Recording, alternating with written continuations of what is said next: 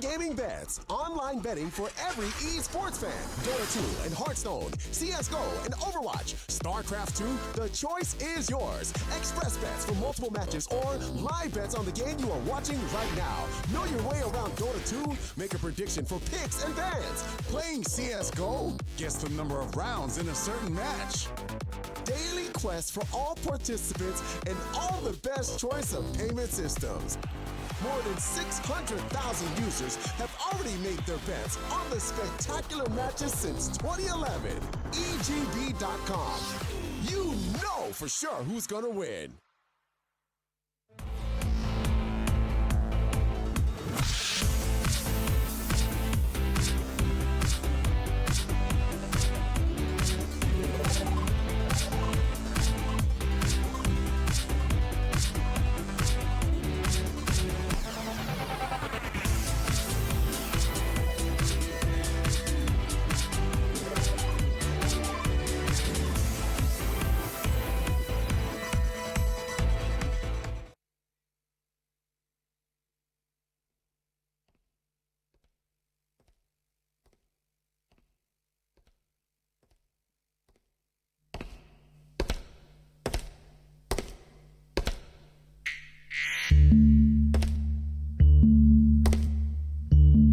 This was a real gaming madness. Dear spectators, for the previous match, for the previous teams, from the previous players, one big, clear and loud bra bra bra bra bra bra bra bra bra bra bra bravo!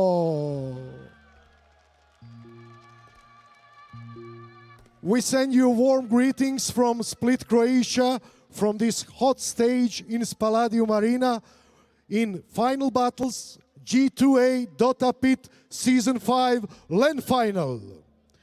Dear spectators, for a few moments, we start with lower bracket final. One of them, only one of them, are going to the grand final. Our audience is ready to feel the magic in the air, and our players are ready to use magic and destroy anyone on its way to the victory. Are you ready for this? Gamers fans, are you ready?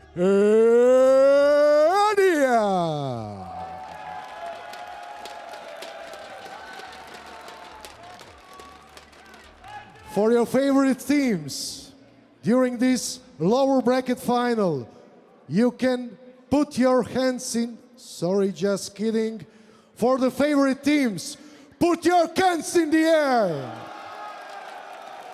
For the thousands of attendants and the millions watching around the world, let me present you lower bracket final teams. 5 monsters are ready to destroy anyone on its way to victory. Black, Jabs, Nuts, XY, Ice, Team Faceless! On the other side, 5 modern gladiators are ready to going to grand final. No Tail, Anna, S4, Jirex, Fly, OG!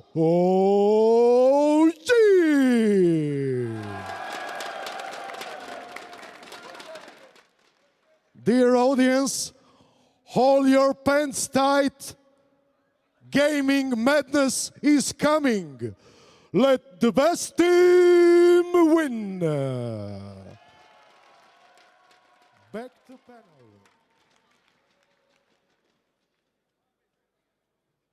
Thank you very much, esports hype guy. What an opening to this lower bracket finals. Faceless and OG, they are definitely ready to slay. And one of these two teams will face EG again. Both teams have already done so before. A bit of a surprise, perhaps, that OG is here. I know a lot of people this morning were not expecting to see OG in the lower bracket final, standing here together with Merlini as well as Toby. Guys, how do we feel about this lower bracket?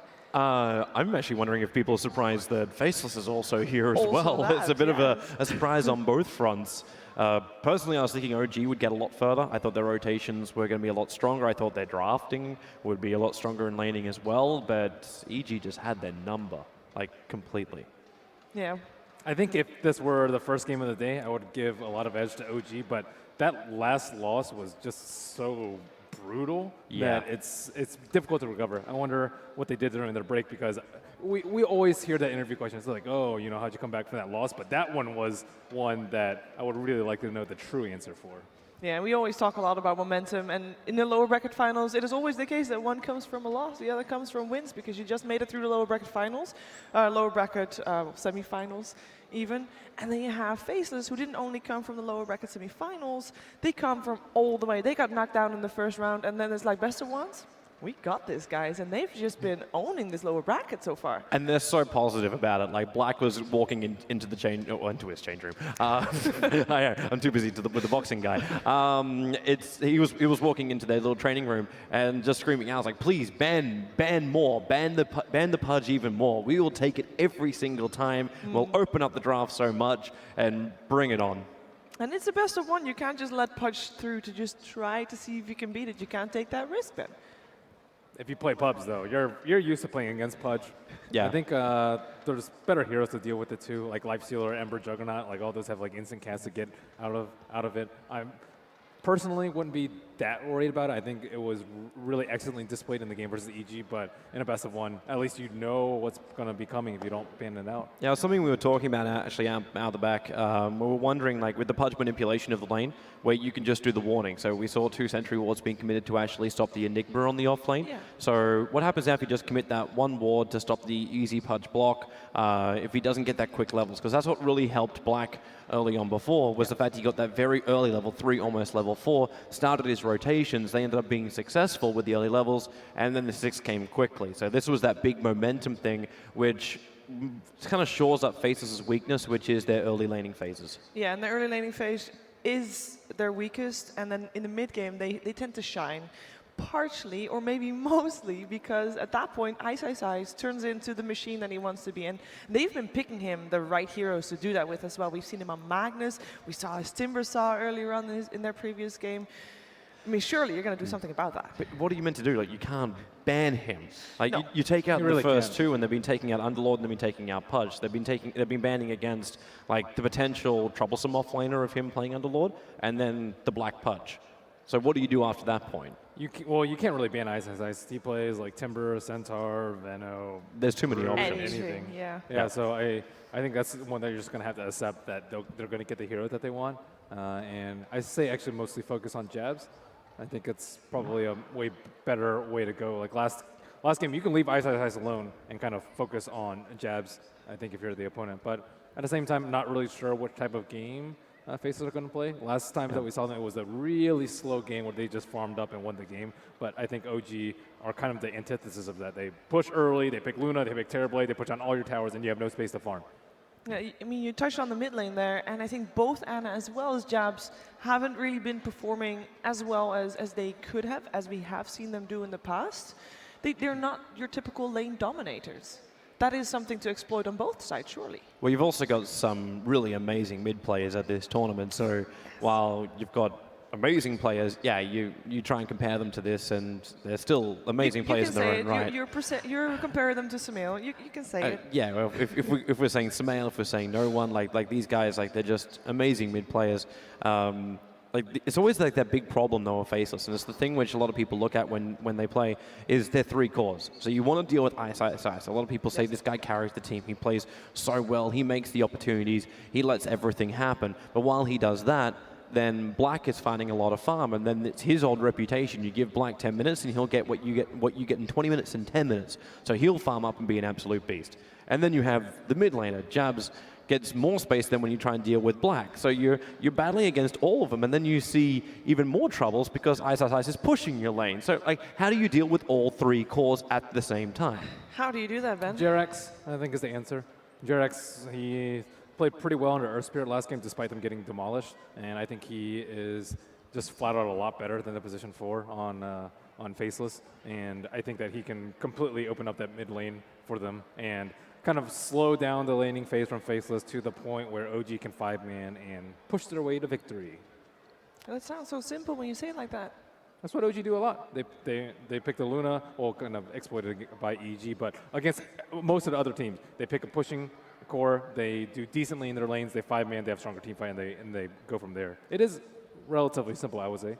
Yeah, and if you are going to focus on the laning stage for OG, if they have at least a strong laning phase, as we mentioned, Faceless does not. So they need to shape up there. What can they do to improve their laning stage?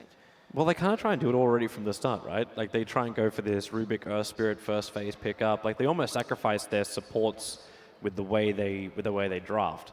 But they still get the really, really strong supports in the current game where they can still rotate around, keep the vision up, and then protect the cores when the time is right. And that's really it. That's kind of like why I love them when they always picked up that Earth Spirit at the start, and they always get it through the draft as well, because you're banning out Pit Lord and Pudge. Underlord. Close enough. Tribute to you, bro, who's not here. Yeah, but you have that rotation, and then he's always there, so he'll make that space, and he'll be the distraction, even if it's just like dangling like a fish on a hook. Like you go for that one, and then Ice jumps in, takes the kill, and momentum is gained. Now, we have not really touched on this player, No Tail. He's a solid carry. Yes. So how are you going to stop him? Like, normally when you have Ice on the lane, you're going to assume that that's going to be Ice for this No Tail, right? So both of them are solid, and both of them are happy, not being too aggressive, but just... Oh, there's an applause for the draft just being started, I believe. See, I'm actually wondering if Faceless were going to take a leaf out of EG's book and force No Tail out of that comfort area. No Tail is a very, very stable player, but you push him to an offlane, you push him into a bad situation. Maybe that's the way to do it. But do you then disrupt what Faceless have been playing with and winning with so far? It wasn't the lane, it was mostly the Chen. And I'm not sure if OG have played Chen recently at all. So, I don't know. Again, I think it's mostly the support play. If the support can come in and ruin No Tail's lane, then that would be it. It looks like OG is going to try to do what we said was basically impossible, ban out Ice. They start with the Timber Saw. And this is all back to the question, is Pudge going to still be in the pool at the end of this banning phase? They might pick Pudge themselves. Yeah. They have first pick, and Jarex has played a phenomenal Pudge as well. He's played a lot of Pudge. Maybe that's when OG can look for something safer. Like when this OG team first formed, they used to run this Pudge-Naga combination, where they gave Pudge a lot of farm in the lane, and Naga just played catch-up. Obviously, we're in a very different kind of meta now, but it's still one of those things where they always make sure that Jarex gets enough levels and priority without having to manipulate lane pulls. Earth Spirit is way more important, I think, though. Earth Spirit and Pudge are probably the top-tier supports, I think, in this game that are actually contested by both teams. That Nyx ban, that instantly just flags the Ember Spirit for me in the early phase too. Definitely. So Faceless, what do you want to go with? The Luna ban, the Ember ban? I think both are, probably Ember ban I would say is more justified. Yeah, Or you ban out neither so that you can have the chance to pick both up? I think they would just take Ember and give away Luna and then deal with the Luna. as long as you feel like you got enough against it. Actually ban the Earth Spirit themselves. All right, so they won't let Jirax have that. And rightly so. He could have caused absolute chaos in all of their lanes. And that'll be that weakness with jabs in the mid. But then it's OG's choice. So, yep, Nyx was banned. Ember Spirit first pick up from them. And we'll see if Faceless do consider going in for the Pudge. Pudge is tough versus Ember Spirit. Ember Spirit finds his way out of the Pudge. But if Ember come up very easily. But if Pudge changes the laning phase, then he's still going to be that use that you're looking for. Like he's still going to enable Ice to get more out of the lane. Well, they're considering picking up the Luna and the Pudge, perhaps. And there it is. Okay, that will be the Black Pudge. Now this does, as we saw in the game they played against Evil Geniuses, it changes up their roles slightly. And will that have how much of an effect will that have? I think it's a big deal. I think Faceless actually play a lot better when Black's not farming, just because this is not a farming patch. So it's a good change. I think it's good. I think that's why they had a lot of success with the Pudge, because they actually have heroes running around doing something aside from hitting creeps. Yeah, they had XY playing Weaver in that particular game, as we'll see Jabs Jabs Tinker come out. I wasn't really expecting them to first phase it, even though like you would expect OG to ban it in the second phase. Yeah.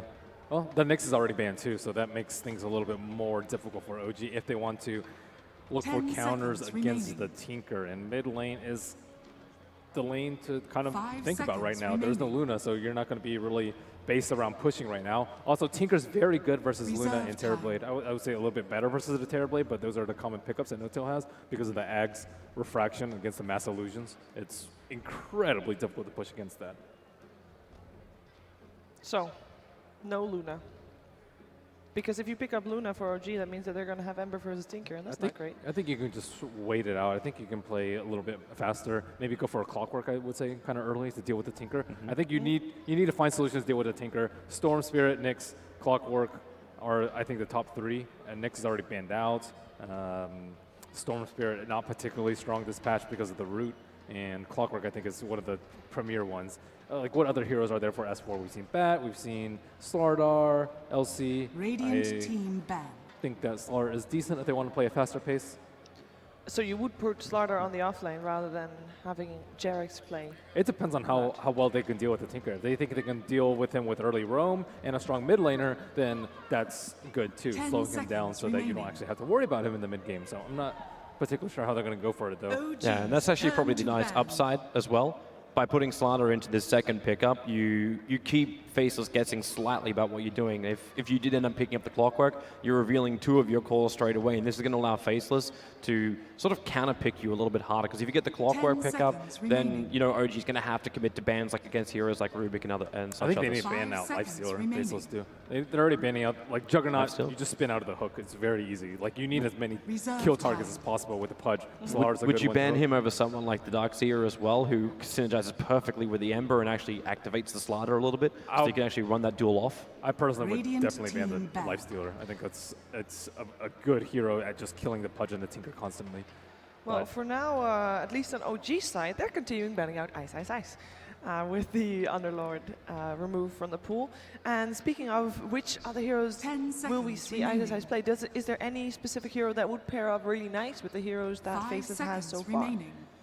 We have seen him play Centaur earlier on today. Centaur's definitely going to be the first one on the lips, mainly just because Centaur's just so good at disengaging when faces are in bad positions and negating a large portion of the damage. So you're getting blinded and you've got the negation of damage. It can be very difficult for OG to find kills, and that allows faceless to reposition. Then they can fight under March. Then they can fight with a better position of a hook, things along this line. But normally they have like more information on their controlling supports as well this early on, and we don't have that yet. So I'm not certain if he wants to go down that road. Yeah, good call on the Darkseer ban. They don't want to play against that combination. It's just too scary. Didn't you say that? Or was that you? That was me. It was Tobes. I just assume that nothing good never comes out of Toby's mouth. Wow. Thanks, Merlini. Thanks. But all this wonderful bonding time that we've had here at Dota Pit, and obviously it's fine. And this is what you know what you're talking about, Toby. Unless I'm Danish, you just don't want me. I just like flaming you occasionally. Yeah, that's fine. I can take it like a man. Keeps our relationship spicy. Yeah. Like a hot sauce. I do like my hot sauce. All right, back to the draft. We do have the Centaur removed from Isis pool. It seems to be the hero, or the player rather, that's being targeted. He's still Magnus, right? Magnus, he has played a lot of Magnus as well. It's a little bit different in this game though, because you're not running with like the heavy melee buff ups for it. The fact that Luna is still in the pool, if you ran that in a 1 position, and then you had the Magnus as well, like that was another little bit of a synergy you'd get. But with the Tinker, I got a feeling they'll walk away from the Magnus and they'll focus more on the big playmaker for Ice, Ice, Ice. But who's it going to still be? Like the Timber's being banned out. Almost every single ban from OGs have been against Ice. Tidehunter, I also think is pretty good. I think you need a hero to protect the Tinker. Like right now, like there's no good like AoE way to stop them from just killing the Tinker right now. Problem is though, a Tidehunter is not a killer. That's okay. Would you put Sand King in that list as well, perhaps? Sand King is all right, but I think they can just jump the Sand King. Like Tidehunter's a hero that you just don't really want to jump on, especially with those two. I don't know. Kind of just feeling out for what other heroes Ice plays. Well, we have another Nuts Rubik being picked up here. We have seen it a couple of times already earlier this tournament. It's just such great control. Yeah, they've won with it every single time. Really? It's 100%? That's because good. The only reason I know this is because Evil Geniuses banned it out every single time. And since they faced Evil Geniuses, they haven't dropped a single game. Otherwise, they wouldn't be here. In the lower bracket finals, best of ones. What a ruthless thing that is. OG. This is one of those things that there's, I would say there's very few teams playing this. Crystal Maiden is just one of those things which Fly always like to go back into. But Faceless have a lot of experience playing against the Crystal Maiden in this patch. They actually played in a tournament down in Thailand, and Crystal Maiden was one of the most picked up support heroes there. So they got a lot of experience. In fact, they tried it themselves. They tried running a Crystal Maiden Zeus combination for a while. That's pretty nice. It actually wasn't too bad with the +2 regen of mana you get from the Zeus, and then the Crystal Maiden buff up as well. It was actually a really fast progression for the Zeus, but I don't know if OG is going to attempt such a thing. I love the root now from Frostbite. Yeah, it's so much more powerful. Yeah. So that we'll see if that has any effect on OG's turn Faces' to pick. draft. They pick up the Slark again. We saw Black have Yeah. Slark earlier, and This throws a question mark on that yeah, too. This makes Crystal Maiden's life miserable. that is true. That is true. But we have seen, well, I was going to say Black with different results on seconds Slark, remaining. but I'm going to assume Black is going to play Punch. I- So it will be X. I would lean the other way now. I actually seconds think this would remaining. actually be Black onto Slark. He's just got so much experience with the Slark that you don't want to throw him away from that. And the Pudge, yeah, Reserve time. having experience with hooks and rotations and timing like that is not that hard. But if they achieve what they want to, which is hook a creep which is standing still, it's not rocket science. You'd think that. Yet if you go into some pubs, no. No, we have Ogre Reggie picked up by OG. And not a squishy support, so that is not something that Slark can easily pick up. And it does reveal that Slardar will be played by S4. This makes it a little bit more difficult for the mid for Tinker. They need someone who's really able to help out. When you've got both a Rubik and a Pudge, like, 10 unless you're going to seconds commit the remaining. Pudge to go into the lane and like stop Ogre from zoning out the Tinker, the Tinker's just going to have to remaining. be slightly sacrificed early on. I think they'll just dump Ember mid though. They don't, yeah, there's like Reserve two of them time. together Oh yeah, at the start. true that. Naga Siren removed from the pool. OG's turn to ban. I mean, no, as far as no-tails heroes go, if you are banning out the Naga, would you also be worried about a Terrorblade? Terribly, I think they already have the Tinker Yeah. to deal with. Okay. Tinker is fantastic against like mass illusion heroes once he has the Aghanim Scepter. So why 10 ban out the seconds Naga at remaining. all then? The Naga is going to be a real problem for Faceless just because of the 5 teamfight reset. seconds remaining. Faceless, when they run in with the Slark, it's all about getting that instant kill, and Tinker's not going to have BKB. Slark would probably prefer not having a OG's turn BKB to in this pick. game. And they probably just want to get that quick kill with no easy escape for OG to reset. I really like how, you know, we started the whole discussion of this matchup Five saying like, Ice Heroes. can you ban out Ice Zero? No, you can't. The ultimate thing would actually be if Ice Heroes was the first one, if it was actually the Pudge is Ice's hero, and now they get the secondary support with a really great control of the Anti-Mage, and they're going to flag a hero which Fogged wanted to actually see, which is the Skywrath Mage, with We the amount of always like damage to you see get Sky. from him. So I'm just wondering if they even try a combination like that, so you got really good synergy and seconds actually remaining. destroys most of the heroes in OG. That would be the ultimate mind game. That would 5 basically mean that OG seconds has remaining. wasted 5 bans against Ice. The ultimate. Reserve Yeah, okay, they're already on tilt after EG, and then like, it's like, Yeah. okay, well that was actually Ice from the very beginning. That would be fun. We'll find out though very soon as the time is ticking down. We have got a lot of time left for bonus time. I say as the time. Oh, there we go. It's a little bit of a wonky clock here because It every is. time Dyer has first pick, the timers are reversed or the things, the arrows are the other way around. Volvo, please. Yeah. So, well, we'll make do. We see the 1 minute and 15 seconds ticking It's down. fun to see Anti-Mage. Like, we've had a lot of new heroes today for Dota Pit just being picked up, Yep. and having that Anti-Mage just slot in. I'm wondering if he's really going to be that hero. Like, you can find a lot of space for all these heroes, but this almost looks like OG is willing to let Faceless rotate early and in fact be the ones to dictate the pace of the game. Possibly. Because like, where's the combination? You're looking for lifesteal. He was in the pool all the way to the very end. That's that combination with the Slaughter, who's going to have a quick timing on the Blink Dagger. Yeah, I think they just don't want to lose out on the late game. They also, I don't know. I still would have preferred a little bit, but maybe they wanted a hero that deals better with the Slark. So I don't know what to think of this draft. Is this going to be an Ice Morph? I think I actually like the offlane slash support Morph a lot versus the anti-mage. They don't have a good way to kill the replicate right now. Okay. And also, he has a super long duration stun Yes. against Ember and anti-mage. That is great. How's that actually work with the lane? I like Morphling versus Slana. I was like, it's not even one-on-one. It's more than that with Rubik and Morphling. That's...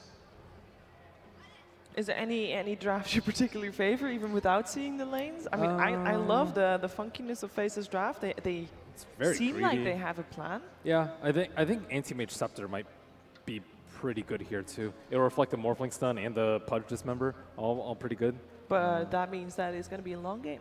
I think no matter what happens with this game, we're gonna have a long game. We have a Tinker and an Anti-Mage. yeah. This is gonna take a while. It's gonna be a lot of split pushing. We're probably gonna encroach on the hour mark on this one.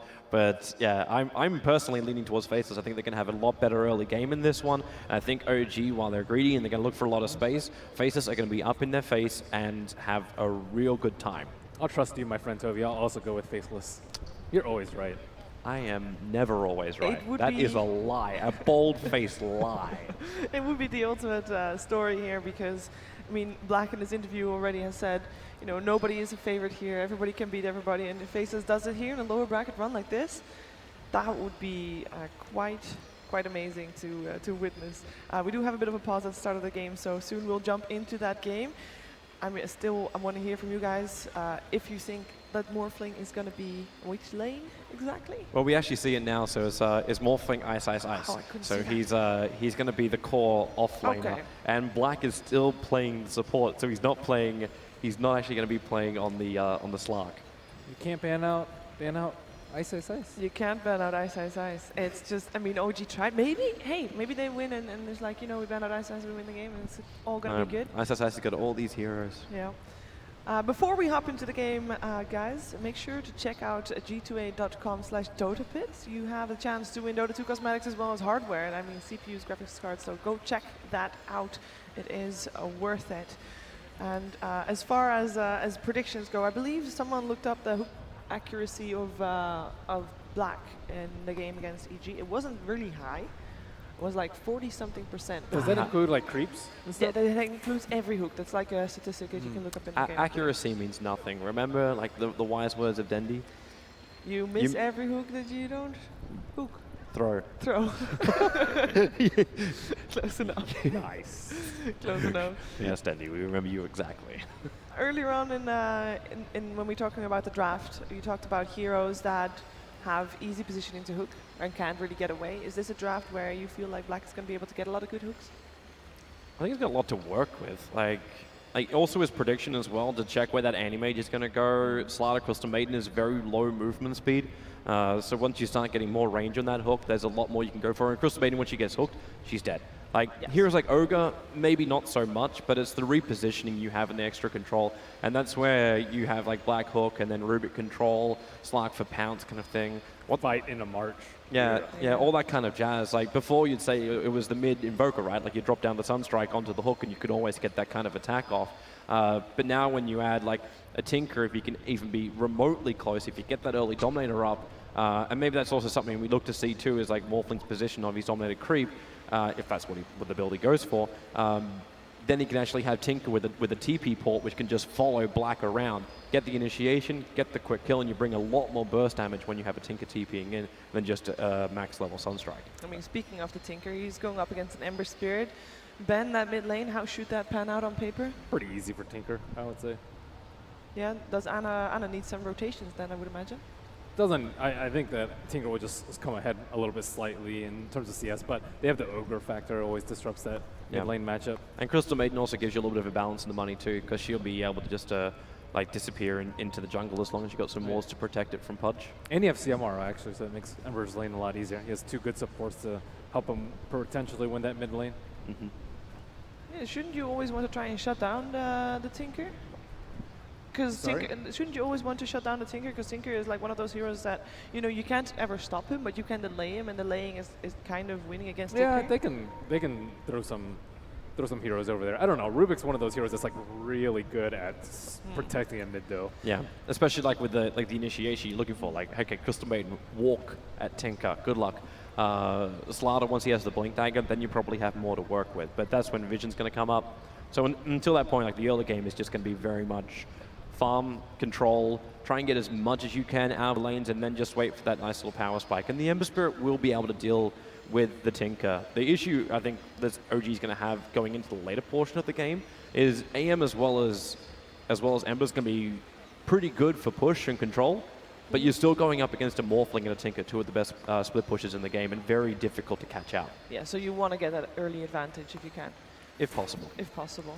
Rubik at least has a bit of maybe a tougher job. You mentioned that he's going to be helping out mid, perhaps, helping the Tinker a little bit, but at the same time, he's going to have to help the Slark a bit as well. And Pudge is not going to be there because he's going to be everywhere on the map, hopefully, for Faceless, doing what we saw that Black can do on that Pudge. But how is Rubik going to divide his time? Carry a TP scroll. Carry a TP scroll. It's very cheap now. That's the hard thing. Like, he only has to come down there once to help out the Slark. Because the Slark's just going to go head-to-head. He's not going to care about the haze that's going to be thrown out by Slaughter. And all he needs to do is just have one leash and a little bit more time to hit him. And if they do have that kind of man fight, the Essence Shift is still going to tip the balance in favor of Slark, and then Ruby's just going to rock up at the right time. And that's pretty much a kill. And it's the same thing with the Pudge. That's why I'm interested to see just how well S4 can do on the offlane with the Pudge. Because normally when he plays like one of the big melee offlaners, he's got things like Firefly Sticky Napalm to work with. Like, you got this little bit of like a chance for a kill or a chance for escape. He's got the Clockwork Cog, so he can at least zone out the safe laner. But in this game, he doesn't really have any of that. He can run really fast.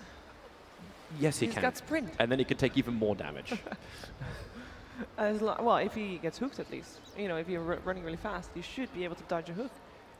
You want to give them an update as to what's going on? Because everyone's waiting for the game. And what's going on is that we still don't have, we are paused, we are waiting for Tinker to reconnect in. I just got word that it will take a few minutes, but that was about a minute ago. So we are changing a monitor out on Jabs' PC, so. Communication is key. That is what's happening. It's a Tinker, right? now. I thought it was just really easy, like TP to mid lane. I don't even see where I go. Just spam rocket, spam march, and I'm all good. And that's why 4K. you are in. I mean, it was a too easy one. So. It was. I had to finish that myself. I'm really excited to see Faceless fight here because I kind of like their draft and I feel like they can definitely do this. How exciting would it be to see Faceless against EG again? Remember the series that we started with on Friday? That was an exciting series. There's no doubt about it. I actually even thought in game one that, oh, okay, EG are going to have a very short trip in this tournament and actually have to take the road that Faceless took. But yeah, at the end of the day, like, Faceless, they keep showing these great moments where they have a great comeback moment. Yes. Like you have like this terrible early game, and if they actually have a really good early game, it's like, well, okay, Faceless are like #1 team in the world kind of style. Like, they have just crushed so heavily.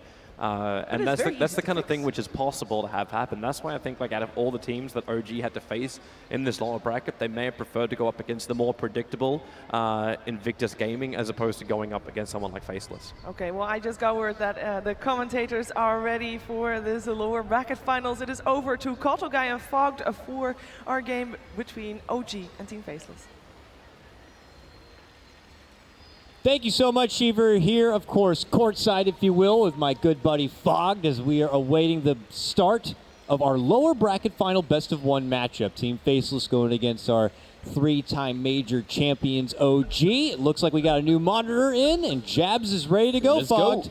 Now, the panel favoring a little bit towards the way of Team Faceless on this one. This is important right here. Okay. Don't mean to interrupt you, but I really wanted to see what OG does to make sure that they block the pull. I think it's really important that they block the hook pull that's going to be trying, because Morphling is really unable to get levels if he doesn't have somebody pulling his lane back. So we do see Jerax right away smoking, going for that attempt to block the potential, the Pudge pull from the side to the offlane. And this already looks like it's going to be a first blood on Jerax. We do have the Crystal Maiden in the area, but they're getting the body block going. Black wants to save his skill point. He's got to go for the rod, though, to go for the first blood. And yeah, this will be Jerax paying with his life. I think it's really important, though, that they do block that, but now he doesn't have the hook to be able to pull it, so that's really important that they do that. So I think Morphling will suffer a bit to get experience in that loft lane. Will earn Faceless the first blood, but you're right. It's obvious from both teams that is a very critical moment at the start of this one, and we'll have to see how much of an impact that will have moving forward here, and if Black is still going to be able to rush his way towards that level 2 and get the hook going. So he might be able to try to go for a repeat performance of what we saw in their debut matchup against EG. But it does look like things are going to begin unfolding here. Jerax back in action as he goes side by side with Anna. No surprise to see S4 down there at the bottom. Fly going to be joining up, babysitting side by side with Buddy No Tail on the AM. Over on the other side, Ice.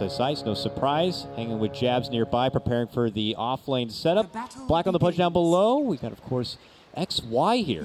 Swapping the roles a bit, taking the Slark away, and Nuts. Going to be our final guy right here on the Rubik. So should be a doozy. I'm looking forward to it. Who do you think has the more valuable early game?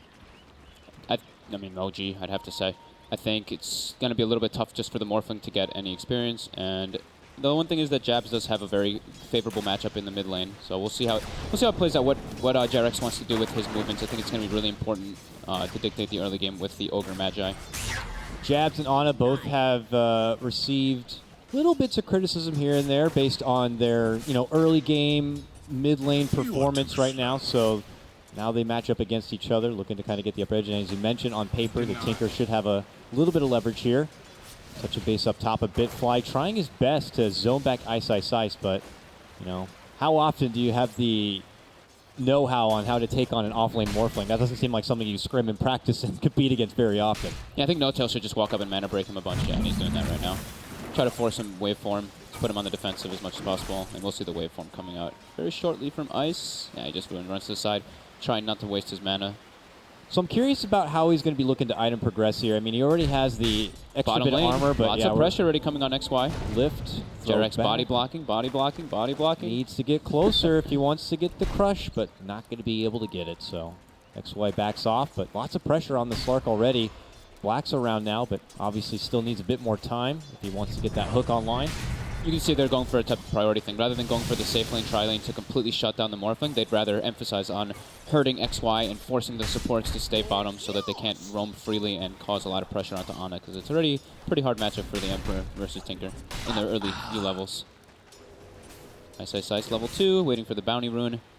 Almost could have gone his way toward level 3. Wouldn't be too surprised if we see Black make his way up there eventually to go for those type of hook plays to just guarantee him farm. Mid lane, Ana almost goes down, but Jabs almost dies 2 to the chains. Rocket comes out, should be fine. Yep. Flame Guard, and a regen rune. How convenient. The Mighty Frog has blessed us on this day, at least if you're an OG fan.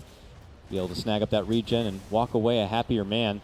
Nearby Ice. It's very obvious going to be moving into the Tranquils. We know Morphling to be lacking quite a bit in the armor department. But for your supportling, I'm used to seeing a lot of getting the early Soul Ring. And then, it's been all over the place trying to utilize that, ridiculous stun power. Some have gone for even a Blink Dagger to get the instant initiation. Bottom lane, though, we might have to pay a little bit of focus here. They get the Pounce connection onto S4. Lift, pull back. Rot's on out. Has to commit with the Crush. Jarex looking to step in. They need a bit more damage on S4. Not going to be able to get it. Jarex is going to die They here, move back, though, for Jarex, and he's going to be one to tank the gank instead.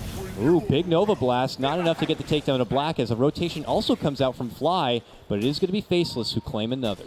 Yeah, a couple of Eshin shift stacks just giving XY more than enough damage to be able to bring down Jarex as well. So 2 kills already going for Faceless. Yep. And they do get a bit of space for the Morphling, but now Jarex making another rotation. He's walking there. Morphling has no mana to waveform out. There goes the Ignite. He goes for the cheeky tree drop. He tries to block the anti-mage from going through. Nice little play. We'll send him off a bit, but he has a couple of regen, but it looks like he'll take his business all the way back to the fountain in the meantime here. Touching base on mid lane a little bit here. Just a slight advantage for Jabs as we see the lasers continue to come out. Ana's going to have to continue to chew through that bottle just to kind of hold himself in the lane. Yeah, Jabs holding on to his 4th skill point, deciding if he wants to go for the 2 points and missile for the kill, or if he wants to just get ready to go for that March build to have himself that farm potential into the later stages. Top lane, here we go. Black's going for now. Yes, he Looks is. like he wants to do the pulls, more than likely, just to make sure his Morphling gets more farm, because Ice is getting levels, but he's not getting any blast hits really in this top lane. Yeah, so the assistance will come here in the form of Black's pull. Yep. Soon enough. Ana getting pressured by Jabs. Jabs walking up the hill, trying to go for a solo kill. Skills 2 levels in rockets. Will he get the laser? He stepped back. Will he get the laser? It's going to be really close. He's got a round Wants the him. bend. Gets fogged again, and now Jarex is here for the rotation. Jabs in a very unfortunate situation. He is going to die for sure. That mild step back, unfortunately. He'll try to go through the fairy fire. Steps back Oh my again, gets the God. laser regardless, right into the face of Ana. He'll say worth. Jarex will take the last hit on that one, but bottom lane also. A takedown of S4. Pounce connection with Nuts assistance is going to be good enough to get that. 2 kills across the board for Faceless in exchange for the 1. Nice, you got both of those. That was good stuff. And he gets, I don't know, Ana stepping a little bit too far up, getting caught out by the burst potential of the laser. So I think Jabs is pretty happy with that one. Yeah. Because he committed really far. He's like, I'm in. gets the kill, at least for himself. Nuts and Black, looks like they're pairing up, going for maybe a smoke potential. Or Black just kind of wants to go for it himself. He thinks maybe he could do it without having to waste the smoke. Needs to get a bit closer. It's still just a level 2 hook.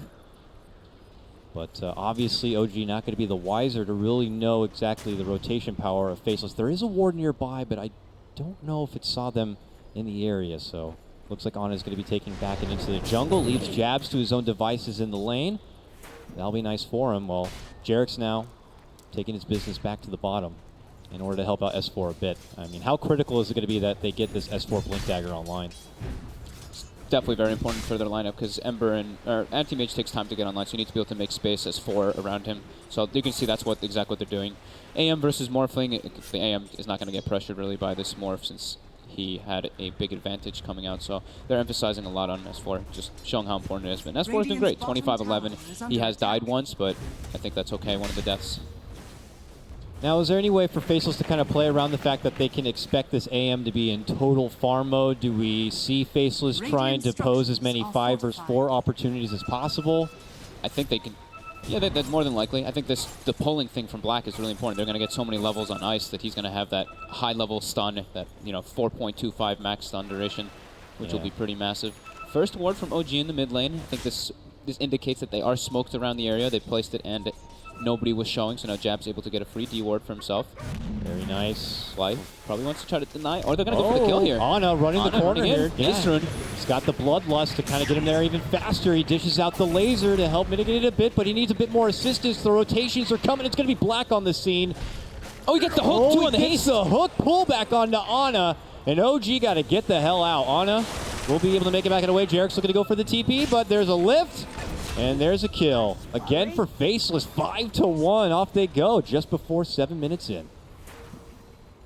Jabs with getting that laser off onto Ana, unable to get him with any damage. He burns the whole flame guard and also the mischance from the lasers, making him survive. And Ice attaching the poles that Black did for him earlier. Fly. He's close. Gets spotted. But they pop the shrine here. They might be aware that there's a ward on that high ground too now.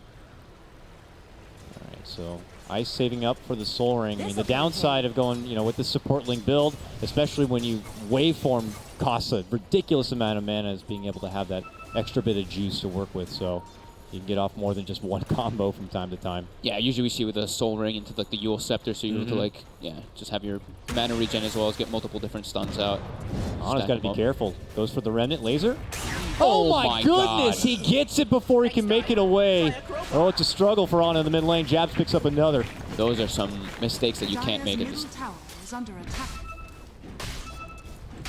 Don't want to be trying to peer into the psychological game of OG, but how much of an implication was the EG matchup earlier? They seem to be trying to find their groove, but it's taking a bit of effort here. But they still have No Tail grinding away in the farm, second in net worth right now. And those deaths really hurt OG. Yeah, the Boots of Travel are pretty much online now from Jabs. So he's going to be able to join the fray, and like we said, they do want to be able to outnumber OG. Ana's got to be careful, man. There is a rotation coming in. Black could be there. Nuts looking to step aside. Does he go for the Hail Mary? No. But Ana's going to be forced out of the lane. Jesus. Lots of pressure Ana, here. you're scaring me here. Faceless just not looking to let up yet. Yep, Boots of Travel coming out online for Jabs already. 8 minutes, 40 seconds. Very good for a Tinker. More than what you'd want. More than the ideal. Top lane, they get the big stun onto the Anti-Mage. Once Black is 6, they're actually very easy to get the setups onto No-Tail with the long duration stun from the Morphling. I mean, I believe even at the level 3, yeah, you could definitely even do a fair amount of work there. Another pull for Black. Just constantly doing it, abusing this. There's just nothing OG can do about it. Every time they've kind of tried to flirt in the area, OG have been there as a response, and it's only costed OG. Yeah, this off-lane pull seems just way too strong. Enjoy it while you can, Black. And he totally is. Level 6 will be online for him soon, and he'll have that Dismember for the extra bit of lockdown within his team. Yeah, level 7 coming out from the Morphling already. Max stun, going for the Aether Lens build for the maximum range on that type of adaptive strike potential, rather than going for the Yule Scepter that we used to see. But just sticking to strict farming here for OG, in particular between the AM and S4 down here. About 1,600 gold, inching closer and closer to trying to get a hold of that Blink Dagger. Purge creep from No-Tail. Looks like he's trying to go for a little bit of a cheeky play onto Jabs with the Dominator build up, but some TP reaction coming out from Ice. And back to farming from No-Tail. So he's going for the Dominator build that we've been seeing more common, just so you can get involved rather than going for that old school Battle Fury build. Just treads Dominator meta. We didn't mention this for the items for Ice. Aether Lens. Oh, remember that came into play. Even longer distance stun, longer distance waveform. Yep. Helps in the mana department, of course. Not sure I like that one too much. I think the Yule Scepter's a little bit better versus Ember too, because you can just remove the Flame Guard, he comes down, you stun him as well. And it's very good versus Slardar. Bottom lane, speaking of Slardar, getting gone on by XY, and it looks like S4 might pay with his life, but Jabs actually crush. Did Jabs cancel his TP? I think he did cancel his TP onto the creeps, expecting his team to clean him up without him, so. Well, whatever the case may be, S4 is going to be able to back it away. That could have been devastating to him, prolonging that Blink Dagger even further, but he will be able to walk away with his life. But look at this. Ana and Jerix getting in on some action here. Smoke and rotate all the way to the bottom. But they need to involve Ana somehow. He can't even go near the mid lane. Looks like Nuts will be the culprit, but he moves away quickly. Remnant committed. Ana gets lifted instantly, though. And a rotation's going to be coming in. They already have the Slark there. There's going to be the Crush. They're going to get the one kill. Jab shows up as well. Just out the mark. Swinging a miss on the hook coming in from Black. Ana, Remnant, jump over. Jabs could be set to go down, but they can't get the finish yet. There, they'll get it done. Ana will still lose his own life. But it is going to be a 2-for-1 trade. One of the first favorable trades it looks like for OG, but as I say that, it is going to be XY who cleans up Little Fly on the back end of it, making it a nice, even trade. How's S4 doing? Very close to that Blink Dagger now after that kill. 100 gold, we'll have it right after this camp, and then they can start making some easier aggressive plays where Ana doesn't have to kind of commit his life. Now Ana, 2 and 3 already in the mid lane, only 36 CS as well, so he's having a very struggle time. They really need to make sure that he gets the last hits on some of these kills upcoming whenever they do go for these plays, because he is suffering, to say the least. The good thing is, though, they're making a lot of space for No-Tail, so he's able to just kind of free farm with this build that he went for, too. Yeah, and looks like he'll go right for that farming and the Battle Fury, kind of a build-up right now. Not too much threat going to be there, but we're going to be looking at that stunning Morphling coming out here soon enough, and I would imagine Faceless are going to be looking to take it to the fight. But as I say that, we had just mentioned S4's got his Blink Dagger. Are they going to be looking to get No-Tail involved with this Blink Dagger and with this fighting? I mean, are they going to have enough damage without No-Tail being there is the thing? Because Ana had been, hit pretty hard in the early game. I think probably taking the tier 1 bottom is good, because then you can open up the map to yourself to get some wards into the enemy jungle, so you can kind of scout what the Slark is doing, because he doesn't have a Shadow Blade just because of how much pressure they put on him in the laning phase. So being able to just watch how his farm is going and watch where the Pudge is moving is really important. So I think the bottom tower is probably the most important. Just leave No-Tail to kind of do his own thing for now. And speaking of, here we go. No-Tail going on the top lane. Oh, Jabs there is it in is. trouble. The Void cancels out, and now Jabs has got to be on the run. Hits him with a rocket. A lot of good damage on the No-Tail will actually force him back, and he will not be able to pursue. See what he did there, actually? So he gets lasered. So Jabs kind of thinks that he can think, and he purges the laser miss straight off instantly, so he's able to get a couple extra hits onto Jabs, the unexpected purge creep. Nice little heads-up play there from No-Tail, making the most out of this little Smoke versus guy. Smoke. Mid lane, they clash. It is going to be the Crush coming out from S4, followed up with the Nova, followed up with the ulti, and it's going to be a huge amount of damage there going on to Faceless. Frantic to morph up. It is going to be Ice trying to make his way back out. A trade apiece right now. Remnant on forward. Jab sidesteps it, and Ana's going to have to step off. 1-1 split apiece here. Not done yet. Big stun onto Ana and the rocket, but he's already far deep. They do not want to commit. Space for XY. But yeah, unfortunate direct clash there from Faceless. They were just like, oh my god, we're on top of a Slardar Crystal Maiden. So CM getting the ulti off, but decent exchange. 1 for 1.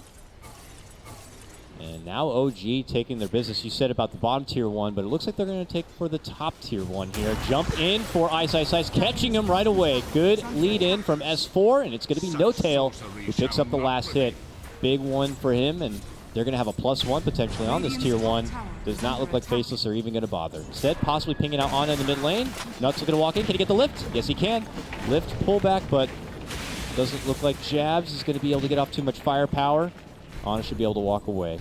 And as mentioned, OG will clean out that tier 1. At least, yeah, just one of the tier 1s at least. I thought they might go for the bottom one, but it seemed like it was kind of just a convenience move after what happened. They used the shrine and just kind of made that quick rotation up there. So we'll take a very early peek here at the net worth, and no surprise with that tower takedown in that recent skirmish. It is going to be OG just slightly leading ahead on this one. Yeah. And for a lineup that, you know, most would make the argument will scale better into the late game, that is going to be very nice for him. Hook mid lane, and see you later. On is gone just like that. There's the rocket, but a little low on life here. Yeah, XY, after the move they made top, he kind of thought that they were going to instantly rotate to the shrine. And oh my god, Okay. he gets the hook on Ana mid. I knew he was in that pocket spot, but I wasn't for sure if he was even going to make the hook swing, and he does. Black, beautiful connection right there, takes down the Ember. I did not expect him to actually be able to land that one. Yeah. I thought that he would be aware that the Pudge was still in the I don't think Ana location. expected he was going to land that one either. Yeah. That was crazy. Good grab by them. Wow. OG on to the next objective, though, as they begin to migrate down here to the bottom lane. That's where XY had been doing his business, but he might have to take that business elsewhere. Yeah, they put 2 aggressive wards now from OG to watch the movements coming down. Ice is heading down there. Solo for now. He's got a lot of life, though. 1,600. Leads in with the stun onto S4, just kind of tickling him a They've bit. got the Shadow Blade on Slark. Looks like they want to be going for this defensive play. Everybody's rotating down. Jumping S4 in. getting initiated on. There's the pounce. Another long stun on him. He should be able to be brought down easily, and this is where OG just needs to depart. Everybody needs to get the hell out of there. Yep, he's got more mana for more stuns, too. Swinging a miss on the hook on that one. Ana looking to make escape. There goes another stun, though. Connection on for him. Jerix is going to try to slow down Ice, but there's the waveform forward. Ana finally going to be able to try to make it away, but it might be too late, and it is. XY gets that grab. He's now on a killing spree on his Slark. Ana, another takedown. 2 and 5 start for him. It's a tough one. It is a very tough one. He's just getting caught by pretty much every single spell, not having his defensive remnants on. Ice going for the deep play. They do have the hook coming up. Ice gets, Boom! and he gets it. On Nice the fly. connection here, and that might be the beginning of what we're going to be seeing a lot of here, Fog. The setup with the stun, the hook for the follow-up. OG cannot risk being out of position at all moving forward. Yeah, Ice going back for the Midas now, since he's had just such a successive play in the last couple minutes. Just deciding to go for that full late game so he can have higher levels of the replicate, so he can always just have copies of the anti-mage that'll be very strong, since No-Tail is still the most farmed hero by quite a large margin. And Ana is having such a rough time. I don't think I've ever seen him have this unfortunate of a game. Already below the Morphling and the Pudge from the side of Faceless. Net worth bottom lane. XY being in a very up position. It looks like he should be able to be brought down here quite easily from the rotation of No-Tail.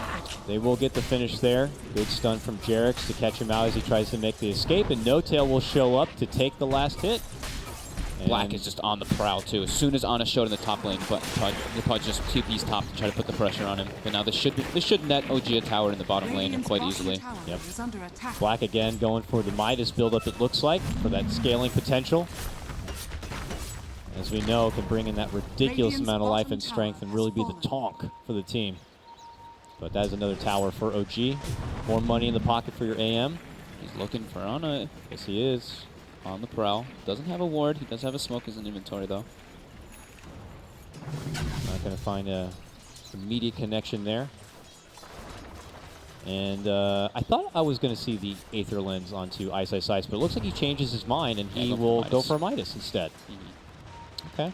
Yeah, double Midas is coming out so they can scale much harder. Like I mentioned, getting higher levels in Replicate, higher levels in Morph early on is pretty important. Fly in the nearby jungle here, trying to go for a D ward, but Black shows up and Fly says, I'm good. Like if the crazy thing is too is that we were looking at OG and we were saying that they probably have the a little bit better late game, but versus a Slark, Tinker, and double Midas is coming out. That's true. Looking at the talents from Morphling, he gets the 15% or the 12% cooldown reduction, so his stun will always be up, and his level 25 one is ridiculous, 30% replicate damage. Wow. Imagine getting that on the AM or something. Yeah, exactly. That is going to be nice. That is if we get to that 25 mark, but hey, you got a game with an AM and a Tinker, it may happen. Yep, they're built. Yeah, they went for the double Midas, so definitely a possibility.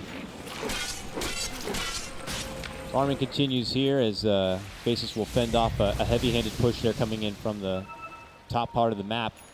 They spot No-Tail. They do have a ward on that high ground near the bottom tier 1. So you see his movements coming out. I saw Midas being brought out, so it is Ice's Midas finished up already. 18 minutes, pretty decent timing for an offlane Morphling, if I say so myself. Yeah, Ice and Black, you put them together. I mean, that's like infinite lockdown, too. Yeah. If they catch No Tail doing one of these side pushes, he's going to have to be careful. I mean, does No Tail need to consider building up something defensive to help against all that pressure? Lincoln's, the Aghanims, I think, like Vinny mentioned. Of course, the Aghanims, yeah. I think it's a definite possibility in this game. Oh, for sure. And his farm is very good, too. He's got the Battle Fury Dominator Yasha Treads already finished up at the 19-minute mark, so No Tail having almost 10 CS a minute. Just being very ahead of the game. Yeah, almost 3,000 over the next person. But, you know, Jabs will continue to do his thing, jumping from lane to lane, taking advantage of all the OG pushes here. Yeah, you can tell they don't really want to make an aggressive play on the side of Faceless right now. Black is literally running around just dismembering creeps to finish up his Midas at a decent time. Here we go. As I say that, though, XY. Tower mid gets denied up. He looks like he wants to be going for a play. S4 gets hit. Yeah, he's locking down Ana, and then they make the waveform jump onto S4. Can't quite get the finish, but the rocket's coming from above. S4 barely able to escape and make it away. OG rotating in either as a side. No one will go down from this trade. Shrine usage coming out from OG. Looks like they want to keep the fighting stance going. S4 actually building for an armlet as well, so like we kind of said, he wants to just be able to fight, and I think it's appropriate in this game too, just because of how hard Ana was shut down. He needs to go for some type of scaling potential, like a Midas or for like the armlet, like he is going. Yeah, Ana's still trying to find his own little pocket to farm in. I mean, you already have the greedy AM on your team, so he just needs to find his way. And anywhere that's away from where No Tail is. But Jab's grinding his way out there. Black's still rotating over. He's got his Midas online now, but we're seeing an advancement here from OG pretty deep. Not going to find anyone, though. Yeah. Get a very offensive ward up. Watch the movements coming out. Looks like they'll be fine here. So OG kind of take reign in the top lane for now. Faceless still not really taking it to the fight. Happy to kind of continue farming up. They have XY bringing in the farm here in the bottom lane. Still even trails behind his own Jab, so Shadowblade picked up, but not yet looking to get some blood on it. Serious blood. Ana, got to be careful. He does have a defensive remnant down. And S4 is in the position to try to go for a turn. Got him! With the hook, gets the dismember off. And he looks quick and fast. S4 wants to go in to help out, but guys, by the time he gets there, it's just too late. Another takedown of Ana. Multiple rotations coming out from OG, but the damage is done already. Ana, again, Black landing hook after hook, this time again without any setup. Just seriously putting the Ember Spirit in a hurt locker right now. More money in the pocket, more flesh strength to come for Black. And now with that ward up on the high ground, they feel pretty comfortable moving in. Ping out exactly where No Tail's farming, but they're not looking to make their move that way. And without the assisted lockdown from Ice, it might be a bit too difficult. They will be able to get the finish on that bottom tier 1. Important towers always opens up the access point for Tinker to farm. Easier to get deeper wards down as well to watch the movements from the anti-mage. So all these tier 1s for Faceless are very important in this game. But No Tail still just free farming completely on his way toward the... Pretty much has the Manta style now, he does, if he wants to purchase it. Yeah, no. So he's pretty much at critical mass period. If he was... The replicate, here we go. Yeah. Ouch, ouch, ouch. If he was to consider going for the Aghanims, I mean, I haven't been able to cast too many Aghanims, anti-mages kind of game. Like, when does that come into play? Like, you're saying he's going to be at critical mass soon, but if he was to get an Aghanims, like, when do you squeeze that in, or is it seeming like he might not even go for it at all? He might not go for it at all. The BKB is the safest one, but Aghanims is kind of like a little bit of a greedier type of response, so you get the stats bonus from it too. And I haven't really gotten to see it in competitive either, so it's kind of hard to say. I mean, who knows? Maybe it's something No Tail might not have thought of. I'm not too sure, but what they have thought of is going for Roach. So yeah, seems like an easy opening, and yeah, with that amp damage, it's really made a paper at this point. They'll be able to easily take it down, and that's going to be an Aegis in the pocket. Your No Tail AM. What are they looking to do with this? Is it tier 2 time? Is it just stalling things out so they can continue to farm up and avoid the advancement of Faceless and the pressure of Faceless? They could probably go for the tier 1 mid, but they do need to still be careful. Here we go, Ana with the commitment. Trying to jump in for the Rubik, but he did just steal that blink. Ooh, Black creeps forward. Ice went for the blink, by the way, on the Morphling, so instead of going for like Aether Lens or Yules, he has that further distance setup and more survivability.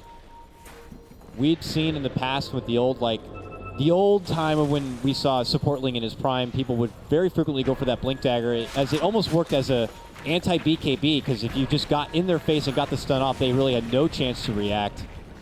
I don't know if that's going to be the case this time, but now he has that gap closing and a way to disengage and re-engage with a blink and a waveform. Here we go, smoke for smoke. Oh, gets popped out as XY walks right on down past everyone, going right for Fly, while Jarex gets snagged, pulled, kidnapped right into the team of Faceless.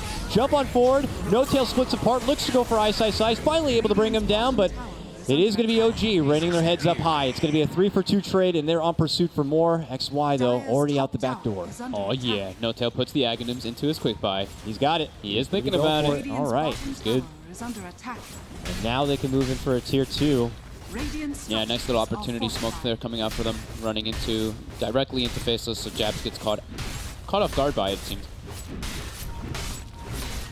Yeah, they were totally split apart, looking for different targets. One to jump on the backliner for Fly, another getting a hook connection onto Jarex, pulling him in. It was definitely a hot mess, but it seemed like OG were a bit more in tune and were able to get the focus done. This massive anti-mage is a problem. Yeah, he's gross. Way above everyone else, sitting at a high peak in terms of net worth. Pressure towards potentially this top lane. We have a setup from Black as he gets to the hook, pull back, looking to go for Ana once again. A jump in does come out from S4, and it's going to turn right back on his face. He will be taken down. XY trying to make it back away, has to go into the Shadow Dance. Runs out. Fly, though, stalking him a bit, goes for the Frostbite. He will be able to pounce out. Are they going to continue to chase here? They will not be able to get the catch. Very scary, though, for him, and it is going to be a takedown of Black. One of the first times we've seen him be able to get that hook on Ana, and this time he'll be the one to drop. Too close to a tier 1. OG just quick to respond. S4 was already pretty much in position to go for that one. Here we go. Next tier 2. OG. Coming down from up above here. Jab steps in, needs to start getting those marches out. And the second that they show themselves, OG are already looking to make their move onto the mid lane, where the tier 1 still stands, so free money. Yeah, No Tail with this Aegis can play so much more aggressively. He's got the Aghanims finished up at base, and he's bringing it out. Here we go. I have never seen this firsthand. Reflect. It looks like Jabs is also going for first item Hex, so if he hexes it, it just reflects the Hex back behind him, and it's it's a doozy.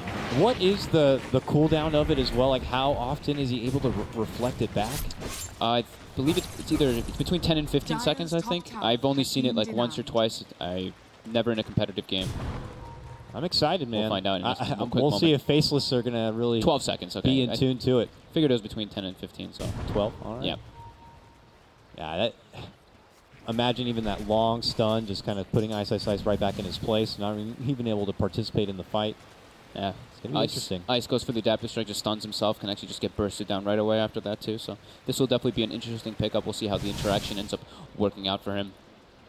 Level 20 already on this AM. Even goes for the 10 stats instead of the 15 evasion, because he's just dealing with really burst potential instead of standing toe-to-toe versus a carry. What's the typical level 25 talent grab on your AM? Is it the blink cooldown or the boost in agility? Probably the agility. Yeah, it seems pretty nice.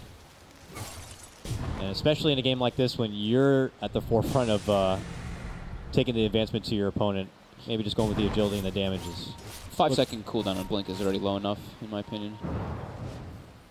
OG coming at this top lane once again here. And we're going to be seeing Faceless put back on the defensive, where for the most part of this game, they've been trying to move in. Black not going to be able to get a connection there, and will have to step back. But OG are here now, and they're here for a tier 2. Hopefully we see the XY go for, I think, a Silver Edge. I believe the Silver Edge disables the Aghanims from the Anti-Mage, since it disables passive, so Spell Shield will not be there, so Spell Shield can't passively block or reflect anything, so I'd like to see him go for that one. Just to kind of deal with that Aghanim Scepter. It sounds like it should work. Yeah. But has Ice Fog thought of that? I mean, it disables Spell Shield, and this says causes Spell Shield to passively block and reflect. So I would imagine so, yeah. It should disable the Aghanim's reflect possibility if he gets a Silver Edge. Fair enough. We'll see if he does, though. He looks like he's going for that safe BKB, so he can actually be a team fighting presence on the Slark. It looked like maybe Faceless wanted to go for a smoke here with one in the backpack of Black. It doesn't look like they're going to be pulling it out. OG have already begun kind of their 5-man movements now. So gone with the days of just catching a solo Ana on the sidelines. Yeah. A just ticks out, does pick up a Bastion now and no tail, so he's able to lock down a hero much easier with that Manta style. Go for those quick pickoffs. Oh, quick jump. They're trying to get that quick grab on the fly. It will be successful. Jerix could be next, but now they're going to infiltrate, jump forward. Stun comes out on S4 while they'll get the follow-up grab for Jerix. Both supports will go down from OG. OG will just have to take that one and walk away. Yeah, Faceless seems to not want to go for another one. They're happy with just getting that little 1-2 grab. Feels like it's been a while since Faceless were able to kind of get a couple of kills under their belt. As it's been pretty much the OG show here for at least the past 5 minutes or so. And Jabs now, after completing out his Sheepstick, looking to go for the Aether Lens build up next. And then considering maybe moving forward into the Agnems. We'll have to see. We will have to see, indeed. But yeah, look at No Tail, man. He's getting to that point. It looks like the Vanguard Abyssal build-up is next, but oh, they've got eyes on No Tail. He blinks in forward. Yes, he does. Now. They're trying to get a hold. They think they have a jump on Black, but that is a replicate. Mini bait out there by Faceless. Yeah, Rubik tries to actually steal the blink, and it gets reflected. Oh, here we go. There's a jump in. Looking to go for a grab here onto the Anti-Mage. He's hexed up. He's locked down. Reflects back the to Aghanim's. Hex. There we go. Right onto the Tinker, and it's almost as if nothing was done. Already coming into play, this new Aghanims reflects and hexes the Tinker. Definitely not expecting that one. Well, now he'll know and have to kind of scratch his head and think about what's going to be the next bet here. Someone's going to have to try to trigger that first and foremost. On Rubik's Fade Bolt, this could help. Yeah, Fade Bolt, Steal. Yeah. They've got a couple different things to be able to do so. Tis mine. Aether Lens now finished for the Morphling. Going for that Aghanims next, so he can have even stronger potential of getting those anti-mages. Uh-oh. Oop. Quick blink by Black. But starting to look like OG don't have safe places to farm right now. OG are holding onto their advantage and looking to utilize it by just taking most of the real estate on this map and leaving just breadcrumbs of farm for Faceless to even work with. Yeah, it's mostly no-tail farming. Ember Spirit is falling behind the Slaughter. Oh, mid lane he gets a bash, couple hits on Nuts. Does get long hook. Get the disable. It was already reflected, so he's locked in his place, but just gets the blink off. Isis says with a very aggressive blink, it's locked down and bursts instantly. Blasted apart. Faceless will not pursue any further.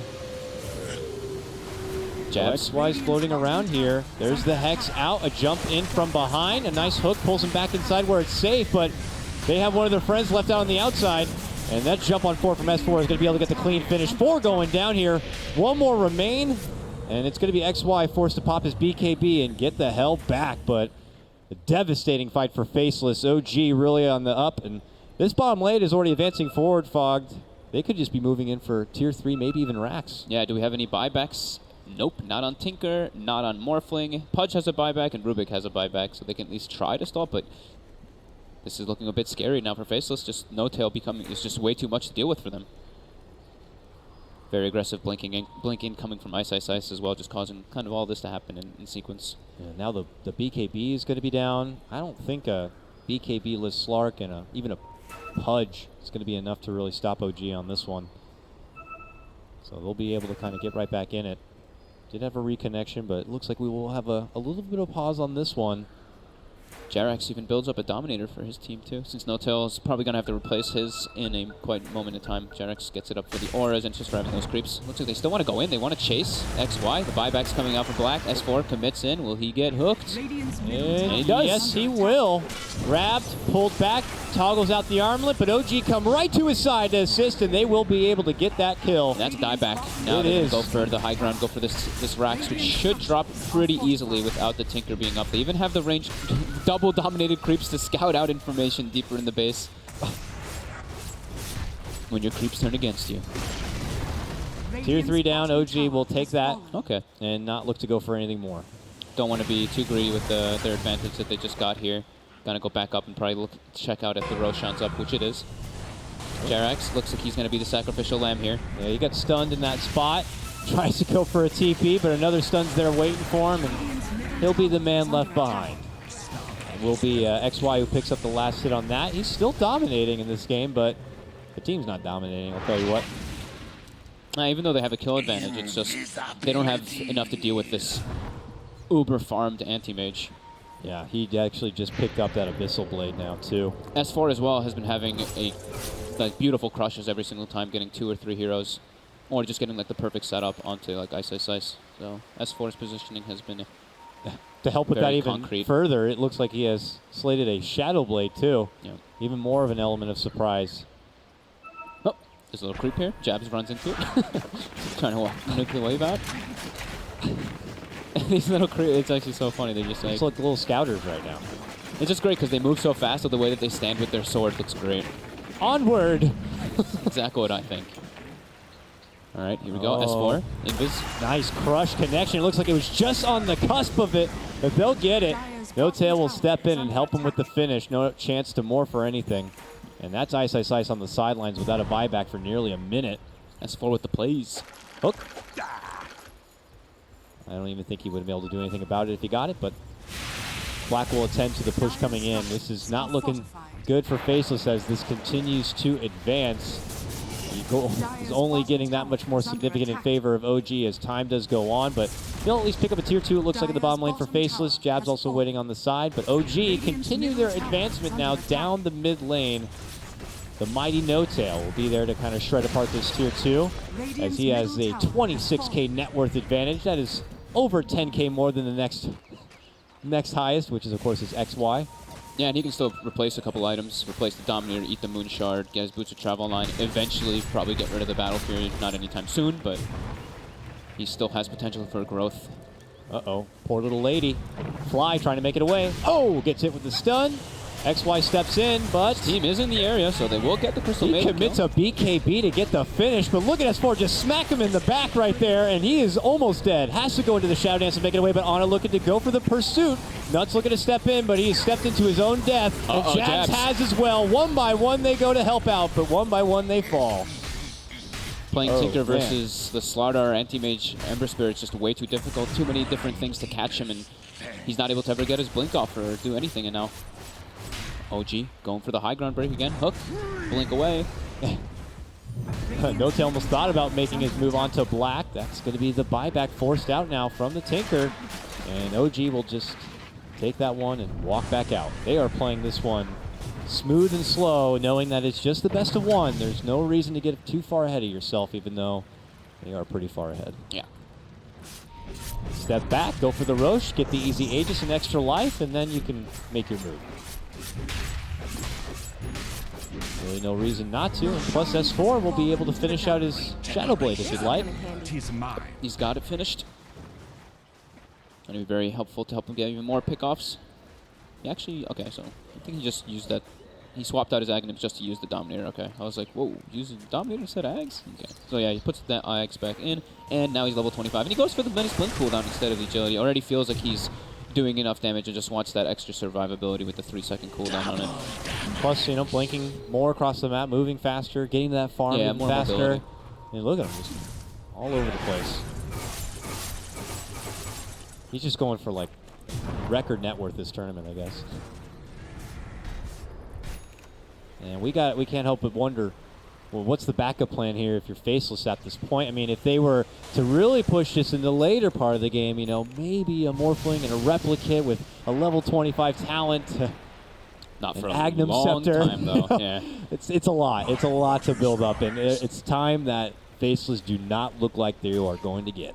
Problem is that it's the Slark kind of versus the world. Like, Jabs did go for the Hex, and he had a great early game, but ever since that, it's completely halted. He's unable to really do anything with the items he has. Since the Hex gets reflected, there's so many different ways to kind of catch him. S4's positioning has been fantastic. Ana, top lane, looks like they're trying to go for the play here on him. They do get the 4.25 second disable, but nope, not enough to bring him down. Without anything being done there, OG consider just keeping their push here in the mid lane if they'd like. I mean, No Tail continues his siege on. Tier 3 already down. Rax is now exposed, and they could do some serious amount of base damage here. Black continues to try to get the hooks, but these are not hooks leading to kills. Rax still stand. OG reposition, step back, recuperate a bit. Hook, nope. XY in and right back out. They pull No Tail forward, but no damage really being done here. Lift going to be forced out. Jumping Abyssal. Looking to go for the finish. They get the burst. They get the kill. That's XY out. 80 seconds. No buyback. Frantic now. Faceless. Left with little to no options of defense. They lose their mid lane racks. OG looking to get that revenge. Get right back into the grand final against EG here. Forcing back Faceless. Going to the next set of racks. And it looks like that may be the story before us. Another long hook on the No Tail. A locking stun. Rockets spamming everything they can. But he's just too damn big. Too much on the side of OG. Way too much. The anti-mage last pick just showing how powerful it really can be versus this type of lineup. Just hits his timing so much faster than anybody else. And again, Jabs gets brought down. S4 finding him. Instantly blasted apart there. 2 racks is down. Faceless backs against the wall. I think it's just over. It just may be over on this one. I mean, they still don't even have XY for about 30 seconds here. They're trying their best though. There's the stun. Oh, Crush comes in though from S4 before Black can even set up a follow-up hook. Remnant on in, X. And that's going to be Ice Ice Ice out of this one. Full minute, no buyback. And it's looking pretty good for the green team. This is Megas underway. Ana is probably very thankful that he has this anti-mage on his team. Certainly feels like it. He had a really tough start. This game was looking fantastic for Faceless at the beginning, but farming and farming. No Tail builds up, bulks up, and becomes the one true king of this one. And they're going right for the jugular now. Faceless probably know that this one's as good as over, but they're going to not look to tap out just yet. Radiant's middle tower has fallen. Good recognition by OG, just recognizing that. Oop, here we go. Going again. He just got back. He just respawned and he's dead. That's got to be it. The towel to be thrown in. Faceless will just give it everything they can. It was a long, good run from Faceless, going further than most would expect, but the road ends here, and it's going to be a rematch of OG versus EG in the grand final. Yeah, they left the anti-mage alone for quite a while. They didn't really put too much emphasis on helping Ana, so he suffered a bit in that a lot in that mid laning phase, but they put a lot of eggs into the No Tail and S4 basket, and it works. It prevails. Anti-mage just getting out of control, getting that first Rosh, and then they can pretty much just take all the towers and all the fights that they want. Perfect play by No Tail, doing exactly what he needs to win this game for his team. You know, coming into the match, people were going to be a bit concerned because of, well, the crushing that EG had put on OG in that game, where their head was going to be at coming into this one. They let through the Pudge, so that was a bit concerning. The Pudge was actually working out pretty well at the start, but as you mentioned, No Tail grinding away the farm on that AM. It looked like OG just had this one in the bag. Wonderful performance by them. They're going to be moving on into that best-of-5 grand final where EG do await. Applause again for Faceless. So hard-fought road, but it ends here. We'll go ahead and cut to a small break. When we come back, it is time to set up and get ready for our Dota Pit Season 5 grand final.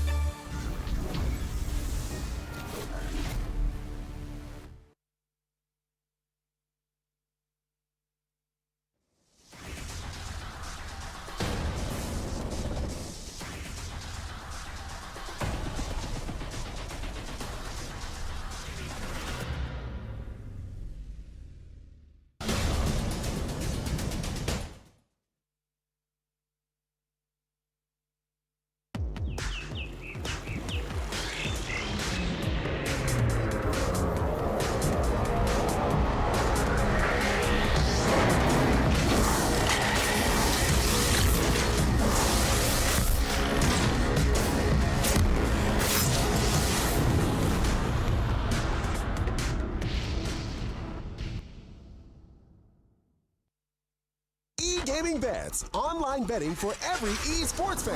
Dota 2 and Hearthstone, CSGO and Overwatch, StarCraft 2, the choice is yours. Express bets for multiple matches or live bets on the game you are watching right now. Know your way around Dota 2? Make a prediction for picks and bans. Playing CSGO? Guess the number of rounds in a certain match. Daily quest for all participants and all the best choice of payment systems. More than 600,000 users have already made their bets on the spectacular matches since 2011. EGB.com. You know for sure who's gonna win.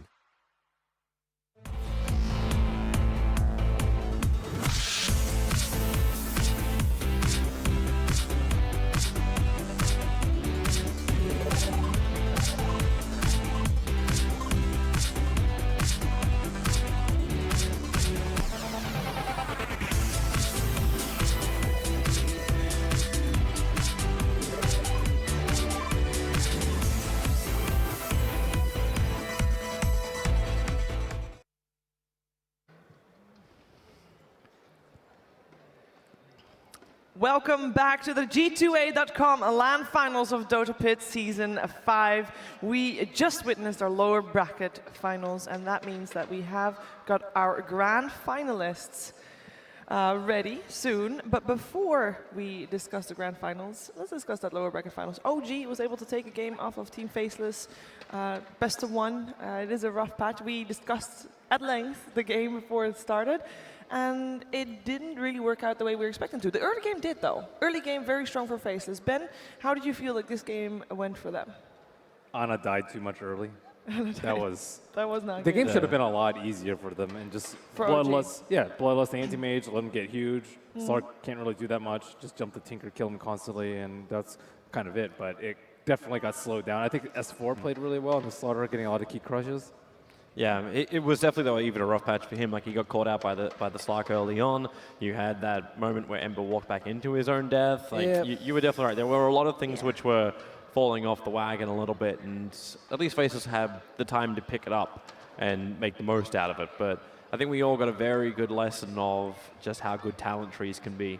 And then new Aghanims upgrades as well. They needed the Silver Edge, Anti-Mage was amazing. That's not something you see very often. Yeah. The Ags upgrade on the Anti-Mage, you just don't see Anti-Mage that often in general, but his Ags is tied to his Spell Shield, and Spell Shield is a passive, and breaks the passive. So if you break him, you can actually hex him, you can dismember him, you can Morphling stun him, and I think by the time he chose to go for BKB over to Silver Edge, which I didn't really particularly like. I think that's when the game started to fall apart for them. Yeah, and it could just be because he didn't have that knowledge.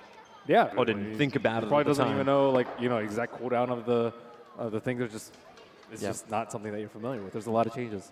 Yeah, the game was in Faceless hands a little bit at the start of the game. It went well. The Pudge hooks weren't as amazing as we saw Pudge earlier in the tournament, but still they were on point. He managed to get the lanes going their way, and with Ana obviously dying a lot, that mid lane went the way of Faceless as well. And then there was one fight that Faceless wasn't able to take. We have a clip of it, and it was, I believe, the first fight that OG did really well in and had a chance to come back. I believe it is this one anyway, and it is a different one than I thought it was, but still it was a great hook coming out there on Black on a killing spree, and that's actually, out of all the clips we could have played, the harshest one to show for Ana, out greedily farming and then getting picked off. We apologize to the Australian player. Yeah, that was, I mean, that was a little bit of the story. He struggled this game, but there was one bright star on the side of OG.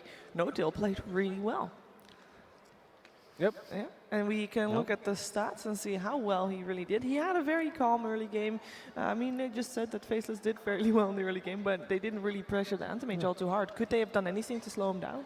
It was difficult once he got his Battle Fury. Obviously, with the Pudge rotations, he was focusing more on keeping the Ember down, and I kind of feel like OG did a really good job of pushing forward the heroes, which obviously were not the Anti-Mage until Anti-Mage was ready. Once he actually had the Aghanims, once he had that upgrade, they knew they could put him in harm's way.